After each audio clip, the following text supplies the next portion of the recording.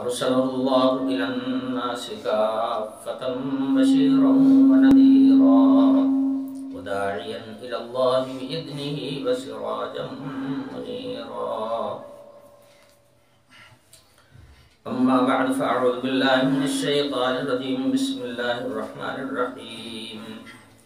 طه ما أنزلنا عليك القرآن لتشقى إلا تذكرة لمن يخشى تنزيلا ممن خلق الأرض والسماوات العلى الرحمن على العرش استوى له ما في السماوات وما في الأرض وما بينهما وما تحت الثرى وإن تجهر بالقول فإنه يعلم السر وأخفى الله لا إله إلا هو له الأسماء الحسنى.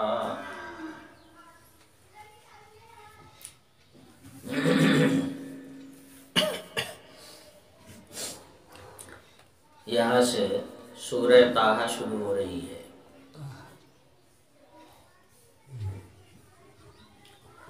پچھلے درس میں نے عرض کیا تھا کہ قرآن پاک کا جو اصل موضوع ہے وہ ہے حق تعالی شانہ کا تعارف. یعنی قرآن پاک اس لیے نازل ہوا کہ لوگ اپنے خالق اور مالک کو پہچان سکیں. اس لیے ہر صورت کا موضوع یہی ہے حق تعالی شانہ کی ذات اور ان کی صفات کو لوگوں کے سامنے واضح کرنا دلائل کے ذریعے سے. اس لیے کہ دلائل سے جو بات کہی جاتی ہے وہ آدمی کی سمجھ میں آتی ہے. آدمی یا تو حواس کے ذریعے سے چیزوں کو جانتا ہے. مثلا دیکھ لیا کسی چیز کو تو اس کا علم حاصل ہو گیا, سن لیا کوئی بات اس کا علم حاصل ہو گیا. اسی طرح سے جو چیز سونگنے سے تعلق رکھتی ہے, جو چیز چھونے سے تعلق رکھتی ہے, ذائقے سے تعلق رکھتی ہے, تو ان چیزوں کو آدمی ان حواس کے ذریعے سے پہچان لیتا ہے, جان لیتا ہے. لیکن جو چیز ان حواس میں نہ آتی ہو, حواس سے باہر کی ہو, یعنی نہ تو آنکھوں سے دکھائی دیتی ہو نہ کانوں سے سنائی دیتی ہو, تو ان ذرائع سے اگر کسی چیز کوئی چیز ایسی ہے کہ ان ذرائع کے احاطے میں نہیں آتی, ان ذرائع کے احاطے کے باہر ہے, تو بہت دور تک آدمی سمجھتا ہے دلیلوں کے ذریعے سے. دلیل ایسی ہے, ایسی چیز ہوتی ہے کہ آدمی اس کو مانتا ہے. نشانات کو باہر دیکھا تو زی نشان کا پتہ چل گیا, تو یہ چیزیں دلیل کہلاتی. آپ کے جسم میں روح ہے. اب اگر کوئی کہے کہ کہاں ہے ذرا دکھائیے ہم کو, تو آپ دکھا سکتے ہیں. نہ تو وہ سننے سے سمجھ میں آوے اور نہ وہ دکھائی پڑے. کسی طرح سے بھی تو علم اس کا علم ہونے کا کوئی ذریعہ نہیں ہے کہ آدمی جان سکے. حواس سے باہر کی چیز ہے, مگر دلیل سے آدمی جانتا ہے. دکھائی تو نہیں پڑتی مگر دلیل سے پہچانتا ہے.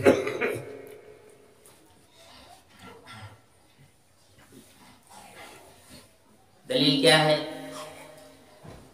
آدمی نے دیکھا کہ جس چیز میں حرکت رہتی ہے وہی زندہ رہتی ہے, اور جس چیز کی حرکت بند ہو جائے, ساکن ہو جائے, تو آدمی فیصلہ کرتا ہے کہ وہ مردہ ہو گئی.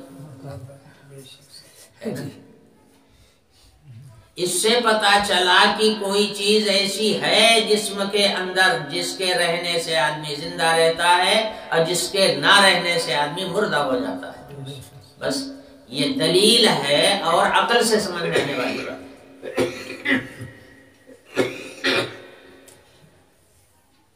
کسی تعمیر کو آپ نے دیکھا اور بڑی اچھی بلڈنگ بنی ہے، بلڈنگ پر آپ کی نظر پڑے گی تو دو سوال آپ کے ذہن میں پیدا ہوں. پہلا سوال یہ پیدا ہوگا کہ یہ بھائی کس کی ہے؟ بڑی عالی شان بلڈنگ، بڑی اونچی پوری بلڈنگ، یہ اتنا بڑا ہے، آخر کس کا ہے؟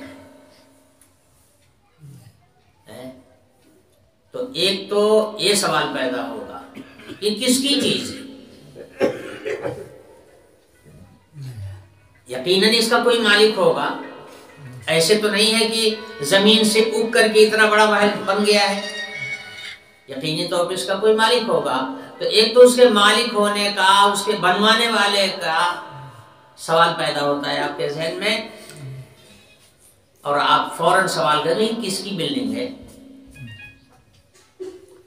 اچھا، جب بلڈنگ کا علم ہو جائے گا تو اس کے بعد پھر دوسرا سوال آپ کے ذہن پیدا ہوگا، اتنی شاندار بلڈنگ بنانے والا راجگیر کہاں کا تھا؟ دیکھیے دعوتوں میں جب کھانا اچھا رہتا ہے تو ہر آدمی پوچھتا ہے بھائی باورچی کہاں سے لائے تھے، اس کا بنانے والا کون تھا. چونکہ کھانا بہت عمدہ بنا ہے اس لیے معلوم ہوتا ہے کہ باورچی بھی کوئی بہت عمدہ باورچی ہے. تو وہ کون ہے، کہاں کا ہے، آپ معلوم کرنے کی کوشش کرتے ہیں. تو وہاں باورچی تو نہیں دکھائی دے رہا ہے، وہاں تو آپ صرف کھانا دیکھ رہے ہیں، باورچی کو تھوڑے دیکھ رہے ہیں. بلڈنگ کو دیکھ کر کے آپ تو بلڈنگ دیکھ رہے ہیں نا. پھر آخر وہ بنانے والے کا سوال، معمار کا یعنی راجگیر کا، کس نے اس کی چنائی کس نے کیا اتنے اچھے ڈھنگ کی، اس کا سوال کیوں پیدا ہوتا ہے؟ اس لیے پیدا ہوتا ہے کہ دنیا کا نظام ہے کہ یہاں کوئی چیز اپنے آپ نہیں بنتی، اس کا کوئی بنانے والا ہوتا ہے تب کوئی چیز بن کے تیار ہوتی ہے، اور اگر بنایا نہ جائے تو کچھ نہیں بنے گا. دیکھیے انسان کو اللہ نے کاریگری کی صفت دی. انسان جب سے دنیا میں آیا کتنی بڑی بڑی بلڈنگیں اس نے بنا ڈالا، چلنے کے لیے راستے بنا ڈالے، ایک جگہ سے دوسری جگہ جانے کے لیے کتنی سواریاں اس نے بنا ڈالی. اس لیے کہ بنانے کی صلاحیت اللہ نے انسان کے اندر پیدا کی تھی. جانوروں میں اللہ نے کوئی چیز بنانے کی صلاحیت نہیں رکھی. جب انسانوں سے پہلے یہاں صرف جانور آباد تھے، ایک بھی بلڈنگ کہیں نہیں تھی، ایک بھی سڑک کہیں نہیں تھی. وہ تو جانور جو ہے وہ زمین پر جو چیزیں موجود ہیں ان کو استعمال کر لیتا ہے، کسی طرح اپنی زندگی بسر کر لیتا ہے. ٹھنڈی لگے گی تو زمین کو کھود کر کے اندر گھس جائے گا، گرمی لگے گی تو اندر سے اگر بند ہوگا تو کھود کھاد کر کے راستہ بنا کر کے باہر نکل آئے گا تاکہ اس کی گرمی دور ہو جائے، باہر کی ہوا کھائے. تو یہ بنانے کی صلاحیت اللہ نے انسان کو دی تھی. تو انسان نے بہت کچھ زمین کے اوپر بنا ڈالا، اتنا بنایا کہ زمین بوجھل ہو گئی ہے اس وقت، اتنا سامان تیار ہو گیا. یہ سب انسان کا بنایا ہوا ہے، کسی جانور نے نہیں بنایا تھا، کسی شیر نے، باغ نے اور کسی چیتا نے یا کسی بھی جانور نے کوئی تعمیر آج تک نہیں کیا.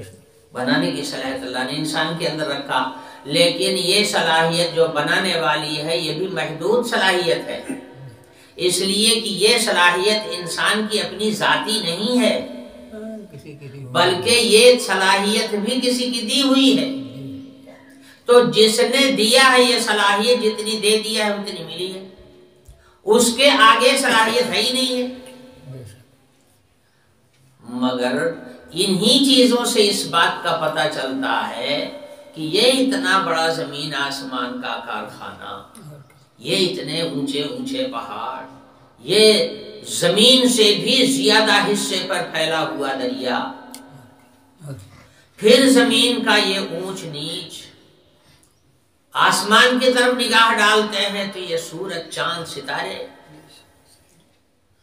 زمین و آسمان کے بیچ میں روزمرہ چلنے والی ہوائیں، آنے والے بادل، برسنے والی بارش، یہ کڑاک، یہ چمک، تھوڑی ہی دیر میں یہی آپ کے سر کے اوپر بادل بھی آ گیا، کڑک بھی ہو رہی ہے، چمک بھی ہو رہی ہے، گرج بھی ہو رہی ہے اور بارش بھی ہو رہی ہے، اور ایک ہوا اللہ چلا دیتا ہے، تھوڑی ہی دیر میں سب غائب، کہیں کسی چیز کا پتہ نہیں۔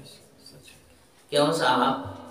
ایک اینٹا بغیر بھٹا پہ گئے ہوئے نہیں آ سکتا، اور بھٹے میں بھی ایک اینٹا اس وقت تک تیار نہیں ہو سکتا جب تک اس کے کاریگر اس میں لگ کر کے محنت نہ کریں، جب تک کہ بھٹا دھوکا نہ جائے اور کچی اینٹیں بنا بنا کر اس میں ڈالی نہ جائیں، اور جب تک اس کے اندر ایندھن ڈال کر کے جلایا نہ جائے، ایک اینٹا نہیں تیار ہو سکتا۔ ایک اینٹا آپ دیکھ نہیں سکتے بنے بغیر کسی بنانے والے کے۔ اب میاں یہ سوچو، یہ اتنی بڑی زمین آسمان کے بیچ کی ساری مخلوقات، انہوں نے بتا دیا کہ یہ مخلوقات جو اوپر ہیں وہ تو آپ کی پہنچ کے باہر ہیں، لیکن روزمرہ ہم مشاہدہ کر رہے ہیں کہ اسی فضائے آسمانی میں بادل آتے ہیں، بارش ہوتی ہے، گرج چمک ہوتی ہے، بجلی بھی گرتی ہے، لوگ مرتے بھی ہیں اور زمینیں زندہ بھی ہوتی ہیں۔ یہ سارا کارخانہ تم اپنی آنکھوں کے سامنے روز دیکھتے ہیں۔ کیوں صاحب؟ ایک اینٹا تو اپنی جگہ سے سرک نہیں سکتا اور بن کے تیار نہیں ہو سکتا، یہ بغیر بنانے والے کے سب بن رہا ہے اپنے آپ۔ جس بارش کی ہم دعا کرتے ہیں، جس بارش کی ساری دنیا تمنا کرتی ہے، جب کھیتی کا موسم آتا ہے تو ہر آدمی دعا کے لیے ہاتھ پھیلا دیتا ہے، پروردگار بارش، ہمیں پانی چاہیے۔ جانتا ہے کہ اگر پانی نہ برسا تو کھیتیاں سوکھ جائیں گی، کھیتیاں سوکھ جائیں گی، اور یہ پانی کا برسا لینا اپنی طاقت سے باہر ہے۔ سارے انسان مل کے چاہیں کہ بارش برسا لیں، نہیں برسا پائیں گے۔ تو یہ سب جو زمین آسمان کے درمیان میں روزمرہ ہو رہا ہے، اس کا کوئی بنانے والا نہیں ہے، اپنے من سے ہو رہا ہے، سب خود سے ہو رہا ہے۔ کتنی بھی عقل کی بات ہے، ہر عقل مند انسان یہ فیصلہ کرے گا کسی بنی ہوئی چیز کو دیکھ کر، یقینی طور پر وہ اس بات کو مانے گا کہ یہ بنی ہوئی چیز ہے، یقیناً اس کا کوئی بنانے والا ہے نا۔ تو یہ کارخانہ عالم اس بات کی دلیل ہے کہ کوئی سپر پاور طاقت ایسی ہے جو یہ سارے تصرفات کر رہی ہے، زمین سے لے کے آسمان۔ یہی ہے دلیل۔ اللہ نظروں سے غائب ہے مگر اپنے دلائل کے ساتھ ہر وقت اور ہر جگہ موجود ہے، اور دلیل سے بات کو سمجھنا یہ عقل مندوں کا کام ہے۔ اسی لیے اللہ نے انسان کو عقل دی ہے کہ عقل کے ذریعے سے اللہ تعالیٰ کے وجود کو پہچانا جا سکتا ہے۔ اب اس عقل کے ہوتے ہوئے اگر کوئی آدمی ان دلیلوں پر نظر ڈال کر کے خدا کو نہ پہچان سکے تو پھر وہ خدا کا کھلا ہوا نافرمان۔ یہ بات نہیں ہے کہ سمجھ میں آنے والی چیز نہیں، سمجھ میں آنے والی چیز ہے، مگر سمجھ لگاؤ ادھر تب تو سمجھ میں آئے گی، اور جو تو کبھی سمجھنے کی کوشش نہیں کرو گے تو سمجھ میں آئے گا کہاں سے؟ انسان کو مکلف بنایا گیا، یہ سوال انسان یہ نہیں کر سکتا ہے کہ ہم اللہ کو کیسے مان لیں، کیسے پہچان لیں، کیسے جان لیں ہم اللہ کو۔ یہ سوال بالکل غلط ہے۔ جو چیز آنکھوں سے دکھائی نہیں دیتی وہ چیز عقل سے سمجھی جاتی ہے، اور موجود کو دیکھ کر موجد کا علم حاصل ہو جانا یہ عقل کا تقاضا ہے، اور یہ عقل اللہ نے ہر انسان کو بانٹ دی، سب کے پاس ہے، اسی لیے ہر انسان اللہ کے دربار میں جواب دہ ہوگا، ہر آدمی مکلف ہے، ہر آدمی اللہ کے سامنے جواب دہ ہوگا، وہ یہ نہیں کہہ سکے گا کہ ہم نے آپ کو جانا نہیں، کیوں نہیں جانا؟ جاننے کا سامان تمہارے پاس موجود تھا تو پھر کیوں نہیں جانا تم نے؟ اسی لیے ہر انسان مکلف ہے تو حق، لیکن چونکہ فطرتیں دو ہیں، بعض انسان کی فطرت ہے راہ حق کی تلاش یا حق کی تلاش، تلاش حق کی صلاحیت ان کے اندر ہوتی ہے، اور کچھ فطرتیں ایسی ہیں، یعنی کچھ انسانوں کی فطرت ایسی ہے کہ جو سامنے آیا کر لیا، جو ملا کھا لیا، جو ہوا کر لیا اور زندگی گزار لیا، ہم کو اس سے کوئی مطلب نہیں کہ آگے کیا ہے پیچھے کیا ہے۔ تو اس قسم کے جو دیوانے ہیں یہ دیوانے ہی ہیں، سمجھ لیجیے، یہ عقل سے کام نہیں لیتے، مگر عقل کو اللہ نے دیا ہے کام لینے کے لیے۔ جب ہم نے عقل کو کام لینے کے لیے دیا، عقل سے کام کیوں نہیں لیا؟ دیکھیے آج اسی عقل کے ذریعے سے کیسی کیسی ایجادات اور کیسی کیسی دریافتیں ہو رہی ہیں، کیسے کیسے سامان آ رہے ہیں۔ کسی زمانے میں کوئی تصور بھی نہیں کر سکتا تھا کہ بلب جلے گا، مگر انسان نے اپنی عقل بھیڑائی،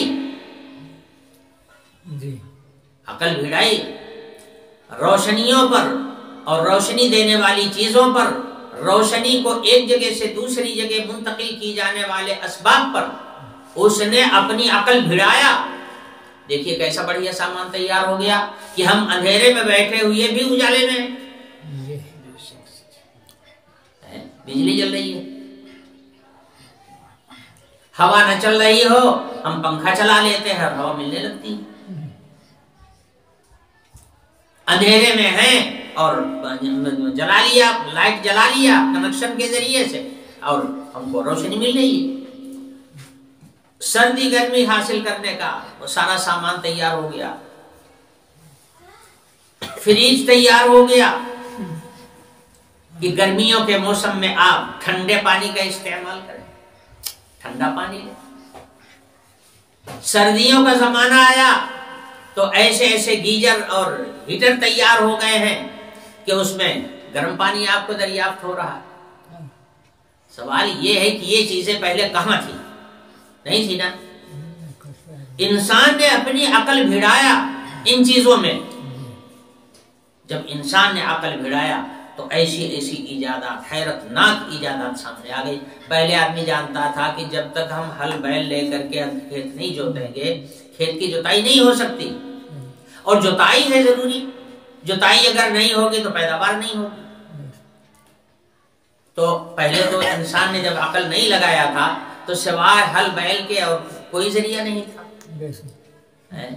جس میں دن بھر آدمی بھی چلے اور اس کا بیل بھی چلے، دن بھر چکر لگاوے کھیت کا۔ اب ایسی یہ ٹریکٹر وغیرہ ایسے آ گئے کہ اب آپ کو کہیں جانے کی ضرورت نہیں، نہ چلنے کی ضرورت ہے، نہ پھرنے کی ضرورت ہے، مشین ہے، ڈرائیور بیٹھا ہوا ہے کرسی کے اوپر اور کھیت کی جوتائی ہو رہی ہے۔ تو کہاں تھی یہ مشین؟ کہاں تھی بھائی ٹریکٹر پہلے کہاں تھا؟ نہیں تھا۔ تو کہنے کا مطلب یہ ہے کہ جو چیزیں نہیں ہیں ان کو بھی دلائل سے سمجھا جاتا ہے، اور دلائل کو سمجھنے کے لیے عقل کافی ہے۔ تو اللہ پاک نے دلائل بھی پیدا کر دیے اور عقل بھی دے دی، جس کے ذریعے سے دلائل میں نظر کر کے آدمی نہ جانی ہوئی چیز کو جان سکتا ہے۔ اب کیا جواب ہوگا اللہ کے سامنے جب کھڑے ہو کر کے لوگ کہیں گے کہ ہمیں پتہ نہیں تھا آپ کا، ہم آپ کو نہیں جانتے تھے؟ یہی جنانے کے لیے اللہ پاک نے ادھر عقل دی ہے اور ادھر اپنا کلام بھیج دیا، اور اپنے کلام میں اپنی پوری پہچان ذکر فرما دی. اب جو اس کے قریب آئے گا وہ خدا کو پہچانے گا، جو اس سے دور رہے گا وہ خدا سے محروم رہے گا، اور خدا کی اطاعت سے، خدا کی پہچان سے محروم رہے گا. قرآن اور جتنی آسمانی کتابیں نازل ہوئی یہ سب ہدایت نامہ ہیں، ہمیں راہ حق دکھانے کے لیے آئی یہ کتابیں آئی.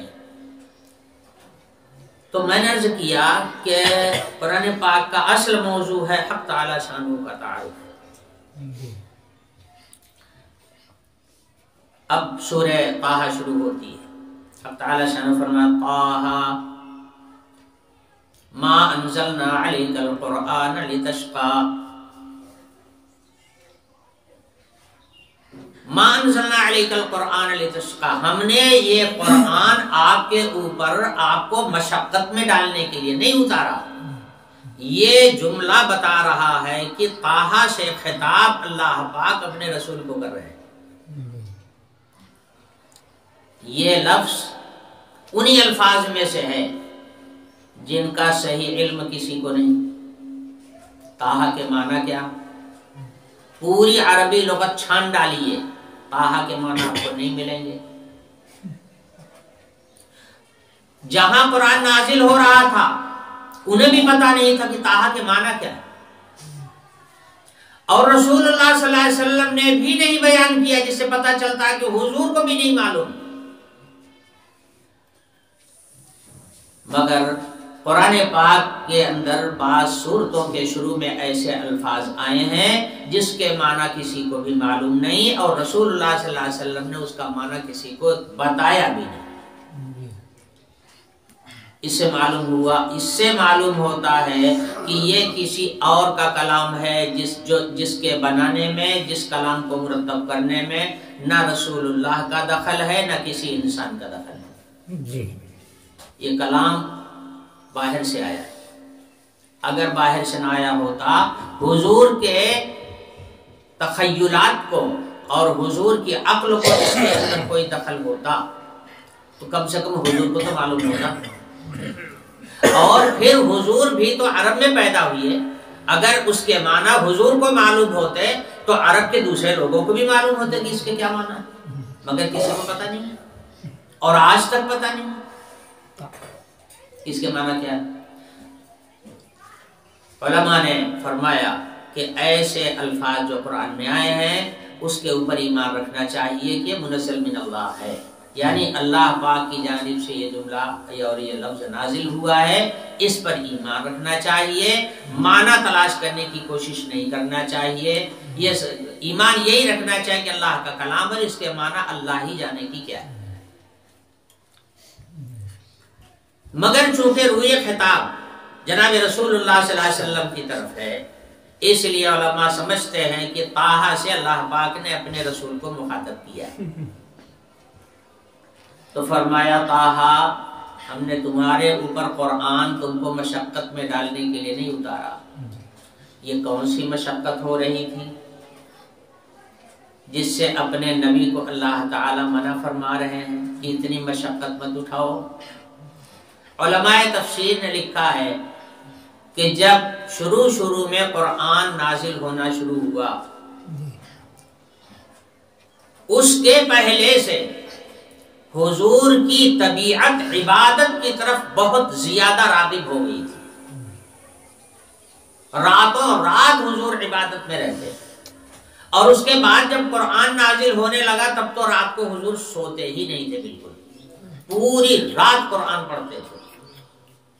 خاص طور سے وہ آیت اس کی طرف اشارہ کر رہی ہے جس میں فرمایا گیا یا ایھا المزمل قم اللیل الا قلیلا. مزمل بھی جناب رسول اللہ صلی اللہ علیہ وسلم کا ہی نام ہے. اللہ پاک نے مزمل کہا. مزمل کے معنی معلوم ہے سب کو. مزمل کے معنی آتے ہیں چادر اوڑھنے والا. یہ چادر اوڑھنے والا حضور کو کب کہا گیا؟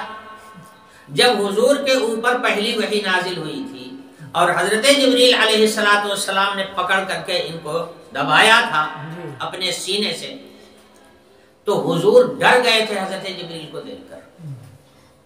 اتنا ڈر گئے تھے کہ کانپنے لگے تھے، بدن پر لرزہ طاری ہو گیا تھا۔ غار حرا سے بھاگ کر گھر آئے اور گھر والوں سے کہا زملونی زملونی، مجھے چادر اڑاؤ چادر اڑاؤ، مجھے ٹھنڈی جیسی لگ رہی ہے، مجھے چادر اڑاؤ۔ اب کچھ پتہ نہیں کہ کیوں چادر اوڑھنے کے لیے کہہ رہے ہیں، کیوں یہ کپ کپی تاری ہے جسم کے اوپر، کسی کو کیا خبر، بس اتنے کہہ رہے ہیں بس مجھے چادر اڑاؤ چادر اڑاؤ۔ زملونی زملونی، گھر کے لوگوں نے چادر اڑا دیا حضور کو۔ تھوڑی دیر کے بعد حضور کو افاقہ ہو گیا تو حضور نے سب حالات بیان کیے۔ اچھا، اسی کیفیت میں جب چادر اڑا دی گئی اور حضور پڑے ہوئے ہیں بستر پر، تو اللہ پاک کی طرف سے آواز آتی ہے یا ایھا المزمل، اے چادر اوڑھنے والے، قم اللیل، رات میں کھڑے ہو کر قرآن پڑھو، الا قلیلا، ہاں رات کا کچھ حصہ تھوڑا سا آرام بھی کر لیا کرو، باقی پوری رات عبادت کرو۔ یا عبادت یہ تھی قیام لیل، قم اللیل سے مراد قیام لیل۔ قیام لیل کہتے ہیں رات میں نماز کے اندر قرآن کی تلاوت کرنا، یہ ہے جیسے تراویح کی نماز میں ہوتا ہے۔ تو حضور کا معمول تھا پوری رات سنت نوافل پڑھتے تھے اور اس کے اندر جتنا قرآن نازل ہوا رہتا تھا اس کو پڑھتے رہتے تھے۔ لکھا ہے مفسرین نے اور حدیث کے اندر روایات موجود ہیں کہ حضور اکرم صلی اللہ علیہ وسلم پوری رات اس طرح کھڑے ہو کر قرآن پڑھتے تو پیروں میں ورم آ جاتا تھا، پیر سوج جاتے تھے، اور ایک پیر کو دوسرے پیر پر، دوسرے پیر کو پھر پہلے پیر پر، اس طرح سے عدل بدل کر کے کھڑے ہوتے تھے۔ آدمی جب زیادہ دیر تک کھڑا ہوتا ہے تو پیروں میں درد ہونے لگتا ہے، تو ایک پیر کو آرام دینے کے لیے دوسرے پیر پر ٹیک لیتا ہے اور پہلے پیر کو اٹھا لیتا ہے، اور پھر ایسے ہی دوسرے پیر کے ساتھ کرتا ہے تاکہ کچھ راحت ملے۔ اتنی مشقت اٹھاتے تھے حضور پوری رات قرآن پڑھنے میں۔ تو یہ ہے آیت یا ایھا المزمل قم اللیل الا قلیلا۔ شروع میں تو حضور پوری رات پڑھتے تھے، بعد میں اللہ پاک نے یہ حکم دیا قم اللیل الا قلیلا، رات میں پڑھو قرآن مگر تھوڑا آرام بھی کر لیا کرو، یہ فرمایا۔ یہ دوسرا حکم ہے۔ پہلا عمل پوری رات قرآن پڑھنے کا، نمازیں پڑھنے کا، یہ تو حضور کا اپنی جانب سے عمل تھا، یہ حکم خدا نہیں تھا۔ لیکن جب حضور کی مشقت اللہ پاک نے معائنہ کیا تو فرمایا، معائنہ کیا، ان کو تو سب معلوم ہے، پہلے سے بھی معلوم ہے، بعد میں بھی معلوم ہے۔ اللہ پاک نے دیکھا کہ یہ مشقت برداشت کر رہے ہیں تو اللہ تعالیٰ نے فرمایا پوری رات نہیں، رات کے اکثر حصے میں پڑھو اور کچھ حصہ آرام بھی کر لیا۔ اور اس کے بعد پھر یہ آیت تیسری ہے، فرمایا گیا ما انزلنا علیک القرآن لتشقی، ہم نے قرآن آپ کے اوپر مشقت میں ڈالنے کے لیے نہیں اتارا ہے کہ آپ اپنی جان اس طرح جوخم میں ڈالیے اور اتنی تکلیف برداشت کیجئے، رات بھر جاگیے، جاگتے رہیے، سوئیے نہیں، اور پھر کھڑے ہو کر کے قرآن پڑھتے رہیے، تو یہ بہت بڑی مشقت ہے۔ میں نے آپ کو مشقت میں ڈالنے کے لیے قرآن نہیں اتارا ہے۔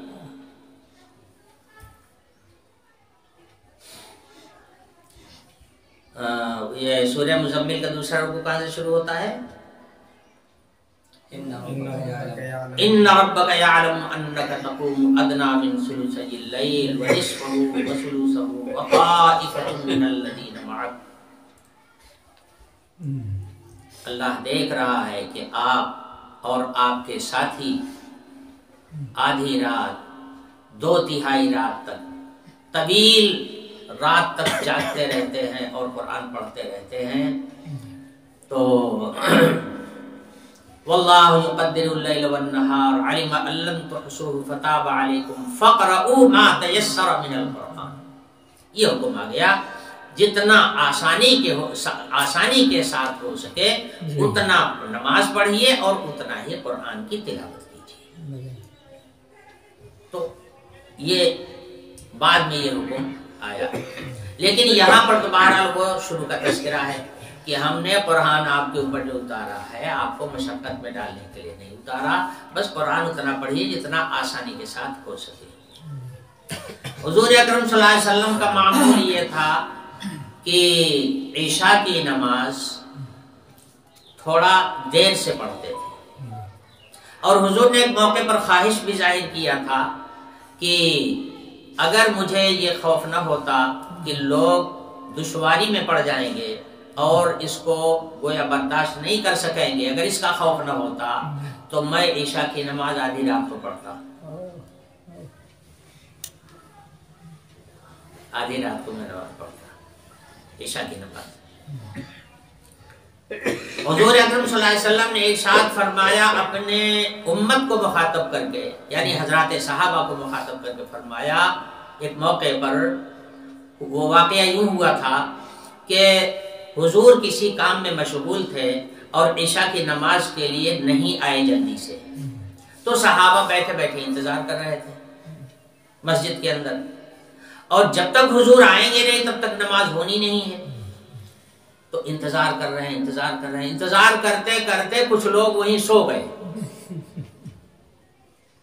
مسجد کے اندر، تو حضرت عمر رضی اللہ عنہ بھی اس کے اندر موجود تھے، تو حضرت عمر رضی اللہ عنہ نے ذرا زور سے کہا، زور سے اس لیے کہا تاکہ حضور سن لے، مخاطب کر کے نہیں کہا کہ یا رسول اللہ آئیے، سب انتظار کر رہے ہیں، آئیے نماز پڑھائیے، یہ نہیں کہا، یہ ادب کے خلاف ہے، بلکہ حضرت عمر رضی اللہ عنہ نے مسجد کے اندر ذرا زور سے آواز دے کر کے کہا کہ نام الغلیم، نام الغلیم، کہ بچے جتنے ہیں وہ تو سب سو گئے، نام الغلیم والنساء، اس طرح کے الفاظ آئے ہیں حدیث میں کہ مسجد کے اندر جو لوگ ہیں وہ تو سو رہے ہیں۔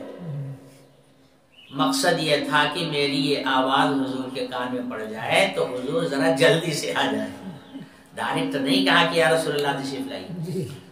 اب حضور آئے، ذرا تاخیر سے آئے، تو کام میں کیا مشغول تھے، اصل میں ایک وفد آیا تھا کہیں سے، وہ اسی وقت میں آ گیا، آ ٹپکا، جب نماز کا وقت ہو گیا تھا، ادھر تکبیر ہو رہی تھی، ادھر سے وہ لوگ آ گئے، اہم لوگ تھے، وفد تھا کسی کا، تو حضور ان سے گفتگو کرنے میں مشغول ہو گئے یا ان کے انتظامات میں مصروف ہو گئے، اس لیے دیر ہوئی تھی، اور حضور اور کوئی دوسرا کام میں نہیں تھے۔ اور ایسا ہو جاتا ہے بھائی، اچانک کبھی ہو جاتا ہے، ہم ہی ہیں، ادھر اذان ہو چکی ہے اور ادھر 4-5 آدمی آپ ہٹکے ہیں، تو اب یہ دیکھنا پڑتا ہے یہ آدمی آ رہے ہیں کس کام سے آ رہے ہیں، کیسی غرض لے کے آ رہے ہیں۔ کبھی آدمی بہت پریشان ہوتا ہے، پریشانی لے کر کے آتا ہے، تو اس کے لیے تھوڑا سا توقف کرنا پڑتا ہے، کبھی کبھی دیر ہو جاتی ہے۔ اور اب تو امام صاحب کسی کا انتظار نہیں کریں گے، دھماکہ ماریں گے، ادھر تکبیر ہو جائے گی، کہیں گے چل جی جو آیا ہے پڑھے، جو نہیں آیا سن جائے اپنا، مگر وہاں تو معاملہ رسول اللہ صلی اللہ علیہ وسلم کا تھا، رسول اللہ کی موجودگی میں تو کوئی امامت کر ہی نہیں سکتا، تو انتظار ہو رہا تھا۔ اب حضور آئے تو اس موقع پر حضور نے فرمایا تھا کہ خوش ہو جاؤ، اس وقت میں اللہ کی عبادت دنیا میں تمہارے سوا کوئی دوسرا نہیں کر رہا ہے۔ کیا مطلب ہوا؟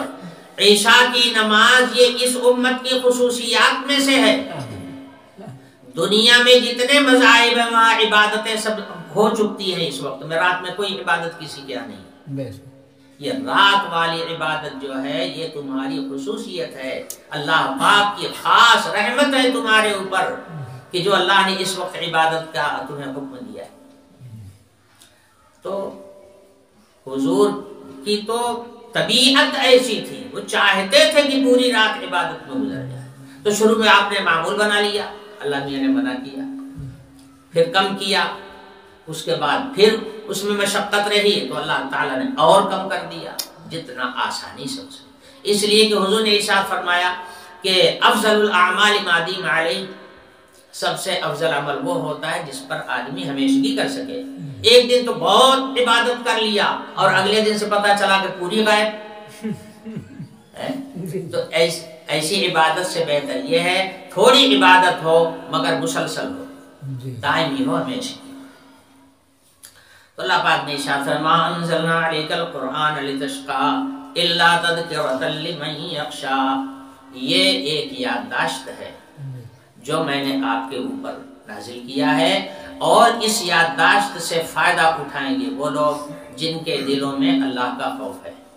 اب ظاہر ہے کہ اللہ کا خوف اسی کے دل میں پیدا ہوگا جو اللہ کو پہچانے گا، اور جو اللہ کو پہچانے گا ہی نہیں، خوف کانے کو آئے گا؟ صحیح ہے، خوف کانے کو کرے گا؟ تو جو اللہ سے ڈرنے والے ہیں، جن کے دلوں میں خشیت الہی ہے، جو اللہ کی ذات اور اللہ کی عظمت کو، اللہ کی صفات کو پہچانتے ہیں اور جانتے ہیں کہ وہ کتنے بڑے ہیں، وہ اللہ سے ڈریں گے. تو یہ یادداشت ہے، مگر فائدہ اٹھانے والے وہی لوگ ہیں جن کے دلوں میں اللہ کی خشیت ہے، اللہ کا خوف ہے. ایک بات عرض کر دوں،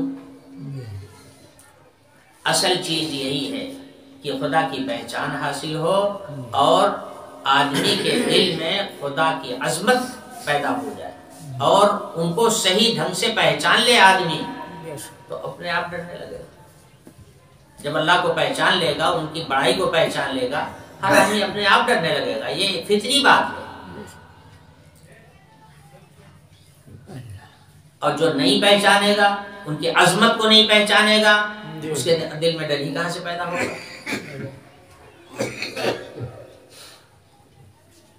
یہ ڈر تب پیدا ہوگا جب اللہ کی معرفت حاصل ہو. یہی اللہ کی معرفت حاصل کرنے کے لیے قرآن بھیجا گیا، اسی کے لیے پیغمبر بھیجے گئے، اور یہی کام اہل اللہ کر رہے ہیں دنیا میں. اب کوئی آدمی اگر اللہ کو پہچاننا چاہتا ہے اور خشیت اپنے دل میں پیدا کرنا چاہتا ہے، تو اس کا راستہ ہے پہلے نمبر پہ، پہلا سینہ اس کا یہ ہے کہ کسی اللہ والے کا پہلے دامن پکڑ لو. جب کسی اللہ والے کا دامن پکڑ لو گے تو اس کے ذریعے سے پھر قرآن اور حدیث کی روشنی تمہارے پاس آئے گی. اب خشیت الہی کا پورا سامان پیدا ہو جائے گا. اب خشیت پیدا ہوگی. اس لیے جو لوگ ایسی مجلسوں سے دور رہیں گے، اللہ والوں سے دور رہیں گے، خشیت سے دور رہیں گے. خشیت سے اس لیے دور رہیں گے کہ خدا کی معرفت ان کو بھی حاصل نہیں ہوئی، اس لیے خشیت نہیں پیدا ہوگی. اور جب تک دل میں خشیت نہیں پیدا ہوگی، قرآن پاک سے صحیح فائدہ وہ اٹھا نہیں سکے. یہ فرمایا، اس حقیقت کو اجاگر فرمایا، الا تذکرۃ لمن یخشی تنزیلا ممن خلق الارض والسماوات العلی الرحمن علی العرش استوی. یہ قرآن اتارا ہوا ہے اسی کی جانب سے جس نے اس زمین اور اونچے آسمان کو پیدا کیا. یہاں پر آسمان کی صفت اونچی بیان کی گئی. آسمان کتنا اونچا ہے، آج تک انسان کو اس کا علم نہیں ہو سکا کہ اس کی اونچائی ہے کہ نہیں.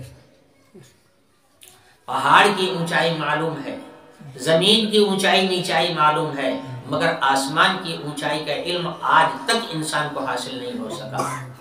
ہوائی جہاز اڑاؤ اوپر کی جانب، پوری زندگی اڑتے رہو تم ہوائی جہاز سے، آسمان تک نہیں پہنچ پاؤ گے. اتنا بلند ہے یہ آسمان. بتانا یہ ہے کہ یہ آسمان کیا خود سے بنا ہوا ہے بغیر کسی بنانے والے کے؟ یہ خود اللہ کی پہچان. تو ارشاد فرمایا یہ قرآن اتارا ہوا ہے اس ذات کی جانب سے جس نے زمین کو پیدا کیا اور اتنے اونچے آسمان کو پیدا کیا. الرحمن علی العرش استوی. اور جو یہ سب کیوں بنایا اس نے؟ وہ اپنی صفت رحمت کو ظاہر کرنے کے لیے. وہ کتنے غفور الرحیم ہیں، کتنے مہربان ہیں، وہ اپنی بنائی ہوئی کائنات سے کتنا پریم رکھتے ہیں.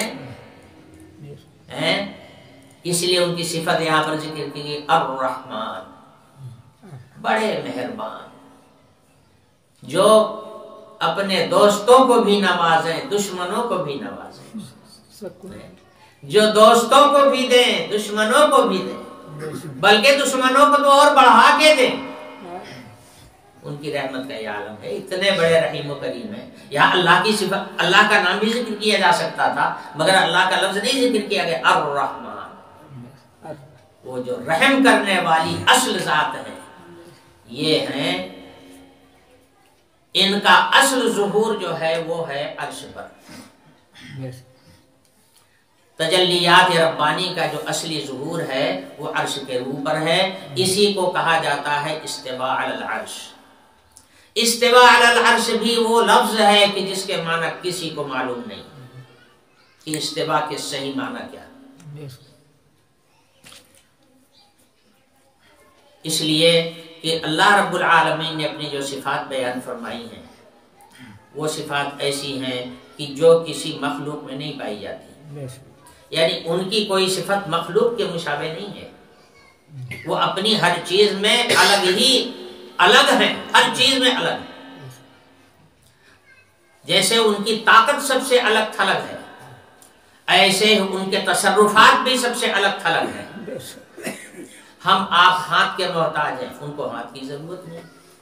ہم آپ پیر کے محتاج ہیں، ان کو پیر کی ضرورت نہیں. ہم آپ جسم کے محتاج ہیں، انہیں کسی جسم کی ضرورت نہیں. تو وہ تو بالکل الگ تھلگ ہیں. تو ہم کیسے ترجمہ کر لیں استوا کا کہ کیا معنی ہے؟ استوا کا ترجمہ ہماری بس سے باہر ہے. کوئی انسان اس کا ترجمہ نہیں کر سکتا کہ حق تعالی شانہ کی شایان شان اس کا ترجمہ کر سکے.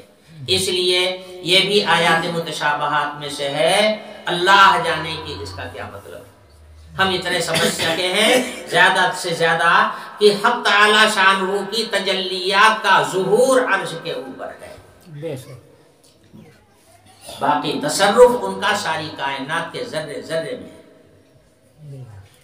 لہو ما فی السماوات و ما فی الارض ما بینہما وما تحت الثری. اور آسمان اور زمین کے بیچ میں جو ساری مخلوقات ہیں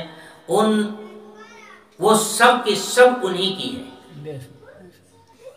اور زمین کی تہ کے اندر انہوں نے کیا کیا پیدا کیا ہے جس کا علم آج تک انسان کو نہیں ہو سکتا کہ زمین کی تہ کے اندر اللہ نے کیا کیا پیدا کیا ہے، کیسی کیسی چیز پیدا کی ہے، اس کا علم کسی کو نہیں ہے. اور زمین کی موٹائی کتنی ہے اس کا بھی کوئی تجربہ نہیں ہو سکا آج تک. اس سائنسی دور میں جب سائنس کو اتنا بڑا ارتقا ملا ہے زمانے میں کہ اتنا بڑا ارتقا اس سے پہلے کبھی نہیں ملا تھا. سائنسدانوں نے اس کی موٹائی کا اندازہ لگانے کی کوشش کیا مگر 4-5 میل پہنچنے کے بعد میں ان کے سارے اوزار جواب دے گئے، آگے نہیں پہنچ سکے. اور کہتے یہ ہیں کہ ایسی چٹان حائل ہو گئی کہ دنیا کے بنائے ہوئے سارے کل پرزے وہاں جا کے فیل ہو گئے، وہیں سے تھک کے بیٹھ گئے. اب اس اتنی موٹی زمین کے اندر اللہ نے کیا کیا پیدا کیا کسی کو کیا خبر، کون جانے. اس لیے فرمایا لہو ما فی السماوات وما فی الارض وما بینہما وما تحت الثری. اسی کا ہے اسی کی ہے ہر وہ چیز جو آسمانوں میں ہے اور جو زمینوں میں ہے اور جو آسمان اور زمین کے بیچ بات میں ہے، سب انہی کی ہے. وما تحت الثری، اور جو زمین کی تہ کے نیچے ہے وہ بھی سب انہی کا ہے. انہی پر ان کے اوپر انہی کا تصرف، انہی کا حکم چلتا ہے اور انہی کے حکم سے سارا عمل دخل ہوتا رہتا ہے. وآخر دعوانا الحمدللہ.